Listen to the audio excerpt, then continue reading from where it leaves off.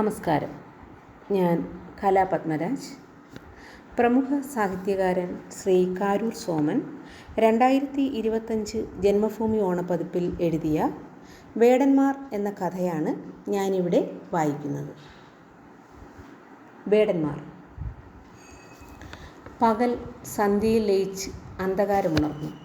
Gramin bank president Manoj രവികുമാറിൻ്റെ വീടിന് മുന്നിലെ റോഡരികിൽ മനസ്സിനുള്ളിൽ തീ പിടിച്ചതുപോലെ ജോൺ സാമുവേൽ സ്കൂട്ടറിൽ നിന്നിറങ്ങി ദൃഷ്ടികൾ ഉറപ്പിച്ച് കാത്തുനിന്നു. ഓരോ നിമിഷവും മാനസിക സമ്മർദ്ദം സിരകളിലേക്ക് ഒഴുകിയെത്തി. കിഡ്നി ഓപ്പറേഷന് വേണ്ടി കാത്തു കഴിയുന്ന ഭാര്യയെ ഓർത്ത് മനസ്സമാധാനത്തോടെ ഉറങ്ങിയിട്ട് മാസങ്ങളായി.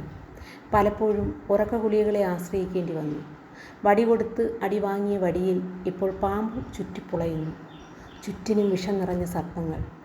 ബാങ്കിൽ മകളുടെ വിവാഹം, ഭവന നിർമ്മാണം, പഠനം തുടങ്ങിയവയ്ക്ക് നിക്ഷേപകർ പണം ആവശ്യപ്പെടുന്നതും വഴക്കുണ്ടാക്കുന്നതും നിന്നയോടെ കണ്ണടച്ച് നിശബ്ദനായി ഭരണപക്ഷത്തോട് ചേർന്നു നിന്ന നാളുകൾ. സ്വന്തം അനുഭവത്തിൽ ഇരയുടെ നൊമ്പരങ്ങൾ തിരിച്ചറിയാത്ത ഇര തേടുന്ന കാട്ടിലെ വേടന്മാർ. ഗൾഫിലെ ജോലി നഷ്ടപ്പെട്ട് നാട്ടിലെത്തിയപ്പോഴാണ് അടുത്തറിയുന്ന ജനസേവകർ വീട്ടിൽ വന്ന് സ്നേഹവും പ്രത്യാശയും എല്ലാ പരിരക്ഷയും നൽകുമെന്ന വാഗ്ദാനം നൽകി ഗൾഫിൽ കിടന്ന് കഷ്ടപ്പെട്ട 10 ലക്ഷം രൂപ ഗ്രാമീൺ ബാങ്കിൽ 7 വർഷങ്ങൾക്ക് മുമ്പ് നിക്ഷേപിച്ചത്. സന്തോഷം കൊണ്ട് തുള്ളിച്ചാടിയ മനസ്സിന്ന് അസ്വസ്ഥമാണ്. വായിൽ തേനും അകത്ത് വിഷവുമായി ജീവിക്കുന്ന കുറേ മനുഷ്യർ. ജീവിക്കാനുള്ള തുക പലിശയായി കിട്ടുമല്ലോ എന്നോർത്താണ് ബാങ്കിൽ മൊത്ത തുക നിക്ഷേപിച്ചത്. ഗൾഫിലെങ്കിൽ എല്ലാവർക്കും പ്രവാസി കരുത്തുള്ള കുതിരകളാണ്. മടങ്ങി വന്നാൽ വാദം പിടിച്ച കുതിരകൾ. പ്രവാസികൾക്ക് സർക്കാർ വാഗ്ദാനം ചെയ്ത സഹായങ്ങൾ കൊട്ടൊരിടത്തും പാട്ടൊരിടത്തുമായി. ആദ്യത്തെ 2 വർഷങ്ങൾ, ഇടയ്ക്ക് 2 മാസങ്ങൾ പലിശ തുക മുടങ്ങിയെങ്കിലും പിന്നീട് മുടക്കമില്ലാതെ കിട്ടി. 3-ാം വർഷം അത് 3 തവണയായി ചുരുങ്ങി. തുടർന്നുള്ള വർഷങ്ങളിൽ പലിശ തുക കിട്ടാതെ വീട്ടുകാര്യങ്ങൾ പലതും മുടങ്ങി. ജീവിത ദുരിതങ്ങൾ ഏറി വന്നു. ബാങ്ക് ജീവനക്കാരുടെ മുന്നിൽ തല കുലുക്കേണ്ടി വന്ന നിമിഷങ്ങൾ. ബാങ്കിനുള്ളിൽ അഴിമതിയുടെ ഒച്ചപ്പാടുകളുണ്ടായി. പാവങ്ങളുടെ പണപ്പെട്ടി മോഷ്ടിച്ചത് അധികാരത്തിലിരിക്കുന്ന പുണ്യാളന്മാരെന്ന് നാട്ടിൽ പാട്ടായി. ബാങ്ക് സെക്രട്ടറി സുരേഷുമായുള്ള വ്യക്തിബന്ധങ്ങൾ ശിഥിലങ്ങളായി. ബാങ്കിൽ പണമിറക്കിയവർ ഭരണപ്രതിപക്ഷം പോലെ 2 ചേരികളായി. ബാങ്കിൽ ചെല്ലുമ്പോഴൊക്കെ വാക്കേറ്റവും ഉണ്ടായി. ആരെങ്കിലും ഉണ്ടാകും സ്നേഹപൂർവ്വം കുശലങ്ങൾ ചോദിച്ച് പിരിയുന്നതിനു പകരം. ഇരകൾക്കൊപ്പം നിന്നില്ല. ഭരണത്തിനൊപ്പം മൗനിയായതിൻ്റെ ശിക്ഷയാണ് ഇന്ന് അനുഭവിക്കുന്നത്. ഗ്രാമത്തിലെ പാവങ്ങളുടെ പണം ബാങ്ക് ഭരണപ്രമുഖർ സ്വന്തമാക്കി സമൃദ്ധിയോടെ ജീവിക്കുന്നു. പണം മടക്കി ചോദിച്ചാൽ മാനസികമായി പീഡിപ്പിക്കപ്പെടുക മാത്രമല്ല, പോലീസിനെ വരുത്തി വടിയെടുത്ത് ആട്ടി ഓടിക്കുന്നു. ബാങ്ക് ജീവനക്കാരെ ആക്രമിച്ചെന്ന പേരിൽ താനും പ്രതിയാണ്. ദുഃഖചിന്തകളിൽ മുഴുകിയ മുഖത്തേക്ക് കുളിർമയുള്ള കാറ്റ് ആഞ്ഞു വീശി. മരക്കൊമ്പുകൾ ഇളകിയാടി. രാപ്പകൽ കഷ്ടപ്പെടുന്ന മനുഷ്യരുടെ സമ്പത്ത് എന്തെല്ലാം പദ്ധതികളിലൂടെയാണ് ഈ തസ്കര വീരന്മാർ സ്വന്തമാക്കുന്നത്. ഓർത്തു നിൽക്കെ പ്രസിഡന്റിൻ്റെ വെളുത്ത കാർ ആഡംബര ഭവനത്തിലേക്ക് വെളിച്ചം വിതറി പോകുന്നത് കണ്ട് പെട്ടെന്ന് സ്കൂട്ടറിൽ പിറകെ എത്തി. കാറിൽ നിന്ന് ഡോർ തുറന്ന് പുറത്തിറങ്ങിയ മനോജ് അകത്തെ വെറുപ്പ് പുറത്തു കാട്ടാതെ അരണ്ട വെളിച്ചത്തിൽ നിന്ന ജോണിനെ നോക്കി പുഞ്ചിരിച്ചു. വെളുത്ത് നരവാദിച്ച താടിയും വെളുത്ത വസ്ത്രധാരണവും ആരെയും ആകർഷിക്കുന്നതാണ്. അകത്തേക്ക് ക്ഷണിച്ചു. വിങ്ങുന്ന മനസ്സുമായി ഉള്ളിലെ വിള്ളലുകൾ കടിച്ചമർത്തി ജോൺ അകത്തേക്ക് പ്രവേശിച്ചു. നാട്ടുകാർക്ക് പ്രിയങ്കരനായ മനോജ് ആരോടും മധുരവും സരളവുമായിട്ടാണ് സംസാരിക്കുന്നത്. സ്വന്തം പാർട്ടിയിലുള്ളവർക്ക് കാണപ്പെട്ട ദൈവമാണ്. പ്രസിഡന്റിനെ കണ്ടാൽ പരിഹാരമുണ്ടാകുമെന്ന് പലരും അഭിപ്രായപ്പെട്ടതുകൊണ്ടാണ് ഇവിടേക്ക് വന്നത്. ഇരിക്കൂ. എന്തുണ്ട് ജോൺ വിശേഷങ്ങൾ? മനോജ് സ്നേഹപുരസ്സരം ചോദിച്ചു. പ്രസിഡന്റിനെ കാണാൻ വന്നത് ബാങ്കിലെ വിശേഷങ്ങൾ പറയാനാണ്. ബാങ്കിലടച്ച 10 ലക്ഷങ്ങൾ തിരികെ തന്നാൽ കിഡ്നി രോഗിയായ ഭാര്യയുടെ ഓപ്പറേഷൻ നടക്കും. എൻ്റെ മോളെ നഴ്സിംഗ് പഠിപ്പിക്കാനും സാധിക്കും. ദയവായി സഹായിക്കണം, വിനയഭാവത്തിൽ അറിയിച്ചു.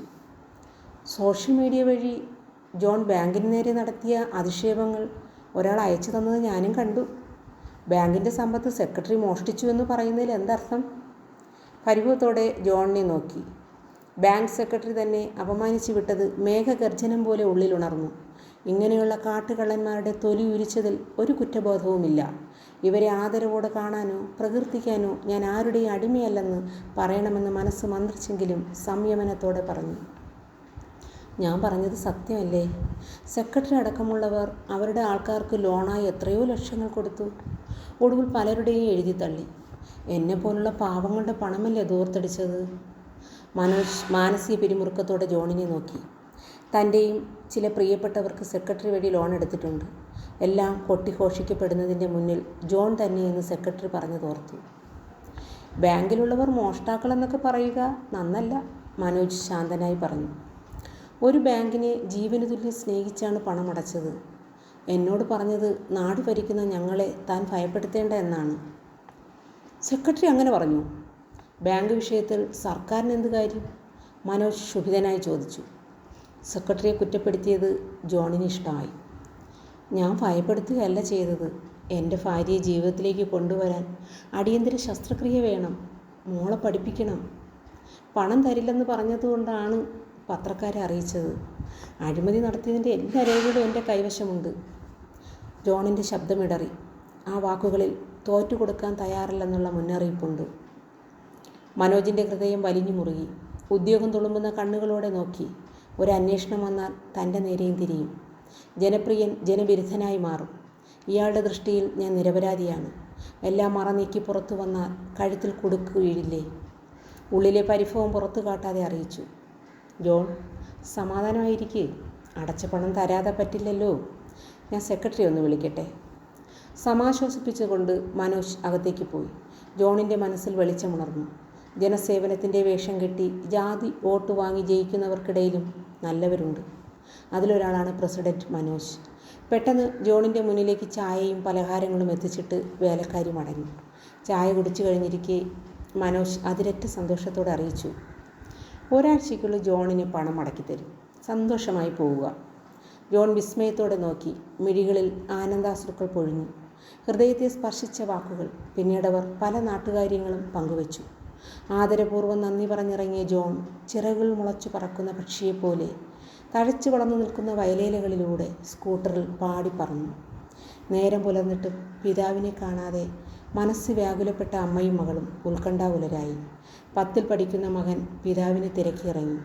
അവൻ്റെ ചെവിയിലെത്തിയ വാർത്ത പണിതീർന്ന കൺവെൻഷൻ ഹാളിൽ ഒരാൾ ഫാനിൽ തൂങ്ങി മരിച്ചതാണ്.